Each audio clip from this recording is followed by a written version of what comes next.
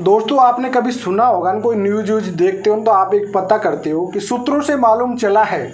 तो आज मैं भी इस वीडियो में एक बात कहता हूँ कि सूत्रों से ये पता चलता है कि 90% केसों में एक बात होती है महिला की तरफ से कि चाहे कुछ भी हो जाए पैरों में तो गिरा के ही दिखाऊंगी, नाक तो रगड़ा के ही दिखाऊंगी। ज़्यादा बकवास की बात ना मानिए ना, मेरे अकॉर्डिंग नहीं चले हो ना। अगर मैं जो कह रही हूँ वो बात नहीं मान पा रही हो ना, तो मान लीजिए पूरी खानदानी को जेल करा के मानोगे। ये मेंटलिटी कितनी % लोगों की थी जब उन्होंने केस स्टार्ट किया था। अब सेकेंड इस पे यहाँ पे एक सवाल और आ जाता है। मान लीजिए कि आपके पति की तरफ से, पति को कभी चीट हुआ, कभी उनको धोखा मिला, तो पति की मेंटलिटी भी होती है कुछ भी हो जाए, चाहे कोर्ट कचहरी में पूरी ज़िंदगी लग जाए, लेकिन सबक तो सिखा के मानूंगा। अब ये दो सवाल आ गए, चाहे वो पति हो चाहे वो पत्नी हो, दोनों सवाल आ गए सामने, मैंने ले लिया इनको। लेकिन एक रियलिटी बताओ, आप जब पुलिस थाने तक आपकी चार्जशीट काउंसलिंग वगैरह जब ये होती है, तो क्या आपका दिल ये कहता है कि कभी इनको जेल हो पाएगी, क्या इसको जेल करा पाएंगी?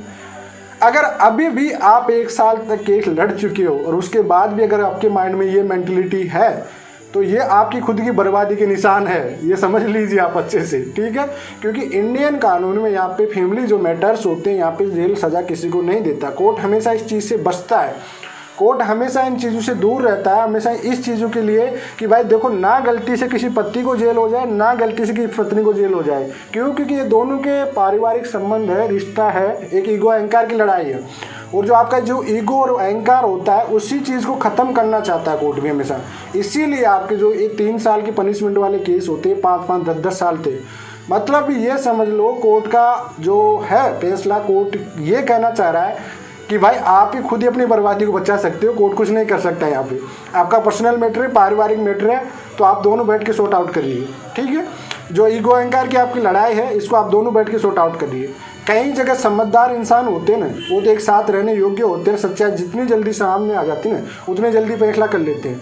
कई लोग इस अहंकार में होते कि नहीं, इसको तो सबक सिखा के मानूंगा, इसको तो सबक सिखा के मानूंगी। अगर इस विचार में रहते हैं भाई साहब, वो कभी सबक भी नहीं सिखाएंगे, खुद की बर्बादी हो जाएगी। और 2-5 साल बाद ऐसा सोचेंगे कि अब कैसे इसका सॉर्ट आउट करें। बुरे पसे यार, ना तो इसका कोई सॉर्ट आउट हो रहा, कुछ भी नहीं हो रहा, पूरी लाइफ खराब हो गई, तहस नहस हो गई, ना कोई फ्यूचर समझ पा रहे, कुछ भी नहीं, टेंशन हमेशा रहती है। तो भाई ऐसी मेंटलिटी रखोगे, क्योंकि यहाँ पे बाउंडिंग नहीं है ना रिश्ते में। आप सोचिए कि यहाँ पे ज़बरदस्ती किसी पति को रख लिया जाए, ज़बरदस्ती किसी पत्नी को रखा जाए, ये वाली बाउंडिंग नहीं है। या फिर फ्रीडम है कानून, आपको पता है। स्वेच्छा अनुसार अगर आपको रहना तो रहिए, स्वेच्छा अनुसार अगर आपको नहीं रहना तो मत रहिए, सीधा साधा। बाउंड नहीं कर सकता आपको। जब किसी कानून में बाउंडिंग नहीं होती है ना, तो समझ लीजिए ना, रिश्तों का कोई मालिक नहीं होता, फिर वो तितर बितर हो जाती। और ये भी ट्रूली बात है कि ज़बरदस्ती किसी रिश्ते को चलाया नहीं जाता। जब आपकी रेस्पेक्ट फीलिंग एक दूसरे के प्रति ख़त्म हो चुकी है ना, तो उसमें कोर्ट आपको ज़बरदस्ती बाउंड नहीं कर सकता ना। बात यहाँ पे समझने की, पॉजिटिव सोचिए ना कि एक पति पत्नी का एक विश्वास का रिश्ता होता है। आग के अग्नि के फेरे खाने से कोई किसी को खरीद नहीं लेता है, ये माइंड में बात फिट कर लेना। आपका एक विश्वास का, ट्रस्ट का एक रिलेशनशिप है। अगर वो चीज़ें सब खत्म हो गई, तो फिर आप कोर्ट कचहरी कहीं भी घूमो, ज़बरदस्ती से आपको नहीं रखना। फिर तो बाद में आप ये कहते हो, ज़बरदस्ती एक दिखावा हो जाता है, मुझे रहना था, मुझे रहना था। जब रिश्ता खत्म, फीलिंग सब कुछ खत्म हो चुकी है, तो कोई फ़ायदा ही नहीं बचा फिर तो इस वजह मैं हमेशा कहता हूँ कि अगर ऐसी मेंटलिटी आपकी है और आपका दिल ये चीज़ मान चुका है कि अभी बचने वाला नहीं है रिश्ता, तो उसे कैसे तैसे करके कहीं से भी तरीका लगाओ, चाहे कोई जुगाड़ लगाओ, जुगाड़ लगा लोगों के ख़त्म कर लो। सबसे अच्छी फ़ायदा यही है।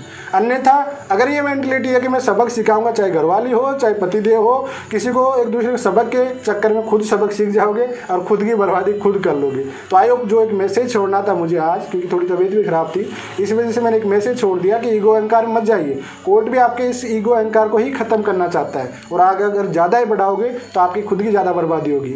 तो चलिए आज के लिए इतना ही। जय हिंद, वंदे मातरम।